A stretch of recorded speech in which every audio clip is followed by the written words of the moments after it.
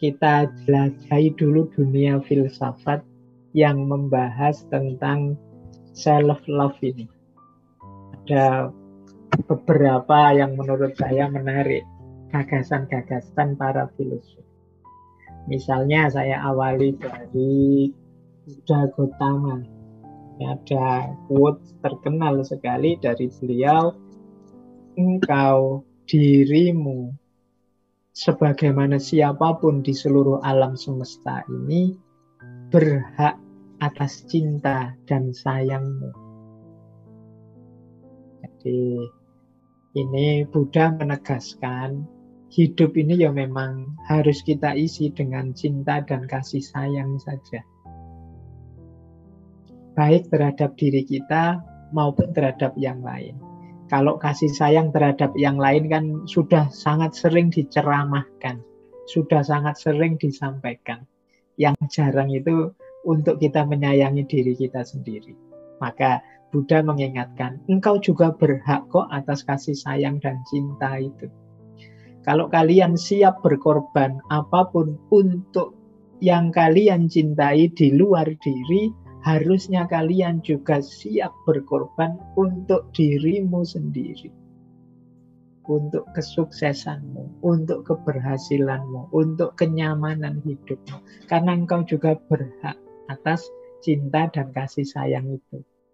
Kalau dalam diri kita ada kualitas cinta dan kasih sayang yang luar biasa, masa ya hanya kita kasih ke orang lain. Tidak kita nikmati juga untuk diri kita. Bukankah seandainya ini makanan yang sangat bergizi? Jadi harusnya ya tidak hanya kita bagi ke orang lain, tapi juga kita arahkan untuk diri kita sendiri, karena kita juga berhak. Jadi ini dari yang pertama. Yang kedua misalnya dari Thich Nhat Hanh. Beliau ini biksu Zen Buddhisme dari Vietnam yang tinggalnya di pedesaan Perancis. Kata beliau, mencintai diri sendiri adalah fondasi untuk mencintai orang lain. Nah ini, kalau ini mungkin teman-teman sudah paham ya maksudnya. Tidak mungkin kita bisa mencintai orang lain tanpa kita mencintai diri sendiri. Yang ketiga, dari Osho. Saya dulu pernah janji untuk bahas tokoh. Beliau ini mistikus dari India. Punya gerakan mistik namanya gerakan Rajneesh. Beliau ini nama lengkapnya Begawan Sri Rajneesh. Biasa dipanggil Osho. Gagasan-gagasan spiritualitas mistiknya luar biasa. Nanti kita cari momen untuk membahas beliau secara khusus. Nah ini beliau mengingatkan kita, hargai dirimu sendiri, cintai dirimu sendiri. Karena tidak pernah ada orang sepertimu dan tidak akan pernah ada lagi.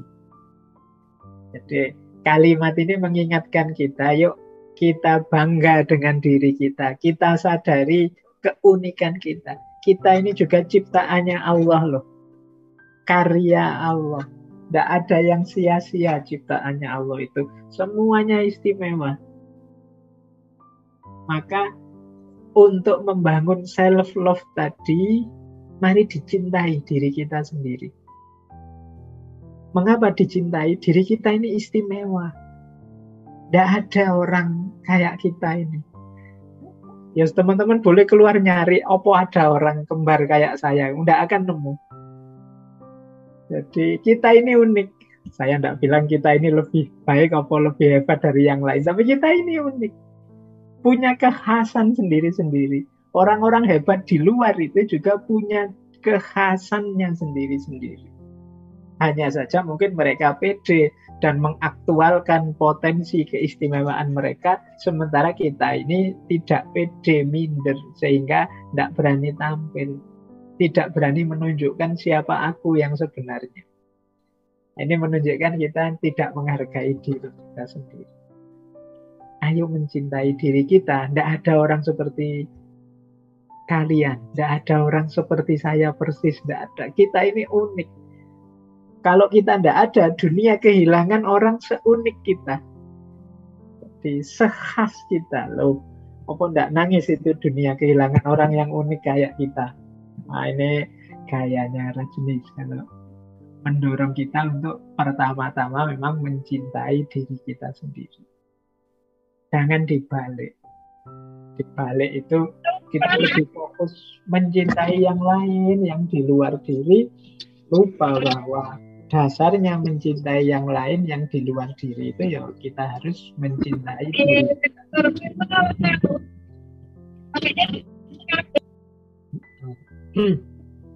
Oke, baik. Yo, saya bilang tadi dimaklumi kalau ada suara-suara bocor, ya memang Zoom seperti ini pasti akan ada yang seperti itu. Mereka ya tidak niat ganggu loh ya, karena memang sistemnya memang begitu. Yuk kita lanjutkan. Wah ini kok dari Buddha, dari mana-mana Pak, dari Islam. Nanti terakhir kita bahas agak panjang yang dari Islam tentang self-love ini. Nah, ini juga tokoh-tokoh yang kemarin kita jelajahi. Pembahasannya tentang self-love. Misalnya Lao Tzu. Kata Lao Tzu, Lao Tzu, Lao Tzu, menjadi orang yang sepenuhnya alami itu sangat penting. Dan mengasihi diri kita sendiri itu bukan kesombongan, bukan kok terus merasa diri lebih dari yang lain. Bukan kesombongan, tapi kewarasan. Alami kok. Manusia itu ya secara alami sebenarnya suka dengan dirinya.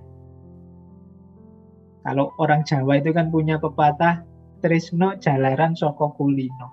Loh yang paling kulino di antara semua makhluk di muka bumi itu kan kita dengan diri kita sendiri. Itu loh. Kalau teman-teman mau jujur, kalau misalnya kita berkaca gitu ya, ngocok gitu ya, jane ya mesti nganggap dirinya masing-masing. Sebenarnya aku yang ganteng loh ya, sebenarnya aku ya cakep ya, sebenarnya pasti begitu. Alami itu.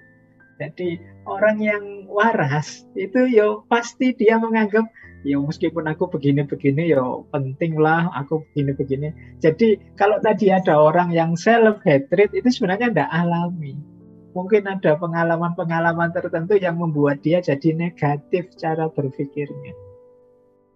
Jadi mengasihi diri sendiri itu alami, waras. Bukan sombong, nanti sombong ini jadi batasnya. Nanti kita bahas di belakang.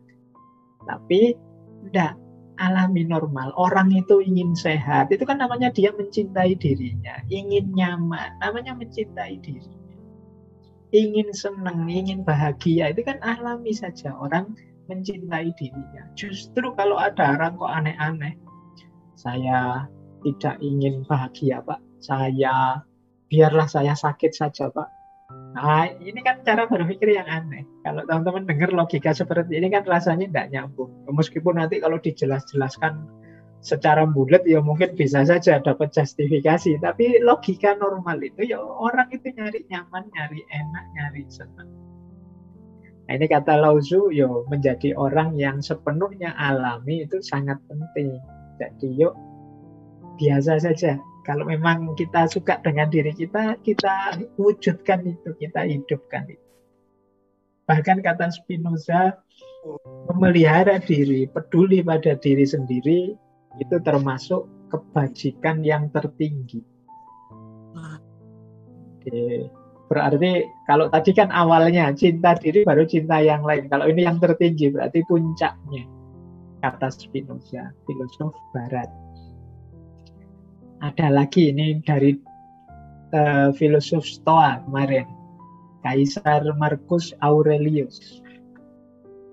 Kata Marcus Aurelius, terlepas dari apa yang terjadi dalam hidupmu atau bagaimana orang memperlakukanmu, bagaimana engkau memperlakukan dirimu sepenuhnya terserah kepadamu. Jadi hidup kita ini sepenuhnya ada di tangan kita kok. Kita mau mengolahnya seperti apa, kita mau menyikapinya seperti apa, itu sepenuhnya tergantung kita.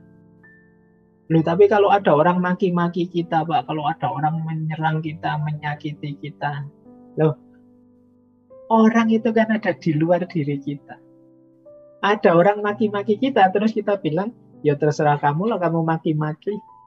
Aku tetap senang dengan diriku, aku tetap bahagia dengan diriku. Itu kan bisa. Yo, kita biasanya orang maki-maki terus kita tersakiti, kita balas maki-maki, ya sudah, peristiwanya akan jadi seperti itu, pertarungan saling menyakiti dan saling tersakiti.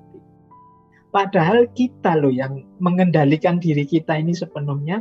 Kita mau bahagia, bersyukur, atau mau panik, gelisah karena komentarnya orang, itu kan sepenuhnya tergantung kita. Ya terserah kamu lah mau komentar apa, wong. Aku bahagia kok dengan caraku yang seperti ini. Itu kan bisa. Meskipun kita sering bersikap sebaliknya. Waduh, kok dikritik ini, waduh, kok diserang ini, wah, itu kan. Kadang-kadang kita terus defensif. Karena kita merasa lemah, kalah, terus balik nyerang, nyari salah-salahnya sana. Akhirnya yang sana mengungkap, bongkar kesalahan-kesalahan kita, kelemahan kita. Yang sini juga begitu, balas dendam. Akhirnya buka-bukaan, terus sama-sama tersakiti. Sama-sama pisah-pisahan, tawuran, gegeran. Ini katanya Markus, ayo, wong kita ini yang penguasa diri kita sepenuhnya kok. Kita bisa mengatur apapun yang kita inginkan. Mari kita arahkan ke yang positif, yang baik-baik saja. Entah orang melakukan apa, entah orang komentar apa, entah orang mempengaruhi apa dalam hidup kita, tapi kendali sepenuhnya hidup kita ada di tangan kita. Katanya Kaisar Markus selanjutnya, jika engkau tidak menghormati keinginanmu sendiri, tidak akan ada orang lain yang menghargainya. Engkau hanya akan menarik orang-orang yang tidak menghormati dirimu sebagaimana dirimu. Jadi kalau kita tidak menghargai diri kita, jangan harap orang lain akan menghargai kita. Ya orang akan bersikap sebagaimana kita bersikap. Jadi misalnya, saya ini apa Pak, saya ini orang rendahan, saya singkir-singkirkan saja lah Pak, saya ini tidak penting. Loh itu nanti teman-teman sekitarmu yang datang ya akan mengikuti sikapmu itu. Dia itu maunya disingkir-singkirin kok, dia itu maunya. Jadi kalau kita tidak menghargai diri kita sendiri, ya orang akan melihat kita, wah iya ya, dia inginnya dibegituin, dia pinginnya di pinggir-pinggirkan, dia merasa dirinya rendah, ya orang akan menyesuaikan dengan kita. Jadi kata Markus, engkau karena tidak menghormati dirimu, ya orang-orang di sekelilingmu akan tertarik untuk tidak menghormati dirimu juga, sebagaimana diri. Oke. Ya teman-teman kan pengalaman, kalau di pergaulan sehari-hari kan kita kalau ada teman, itu kan kita perhatikan bagaimana dia bersikap. Kalau dia serampangan sembarangan, ya kita menyesuaikan kayak dia. Kalau dia bolak-balik misuh, ya nanti kita ikut sekali-sekali misuh bareng dia. Tapi kalau dia jual mahal, kita juga kan agak menarik diri. Jadi orang itu bagaimana dia menyikapi, membentuk dirinya, orang lain akan menyesuaikan dengan itu. Kalau teman-teman dekat, ada teman yang pendiam, kita yang cerewet itu kan juga agak menyesuaikan. Ini temanku pendiam sekali ya ini. Aku mau ngomong banyak kok sungkan ya, nggak enak dia ini. Kita menyesuaikan. Nah kalau kita tidak menghargai diri kita, kalau kita tidak punya respect, tidak menganggap diri kita berharga, ya demikian pula orang lain. Jadi kata Markus, kalau engkau tidak menghormati keinginanmu sendiri, tidak akan ada orang lain yang menghargai. Engkau hanya akan menarik orang yang tidak menghormatimu, sebagaimana engkau tidak menghormati dirimu. Baik, jadi ini beberapa filosofi tentang self-love.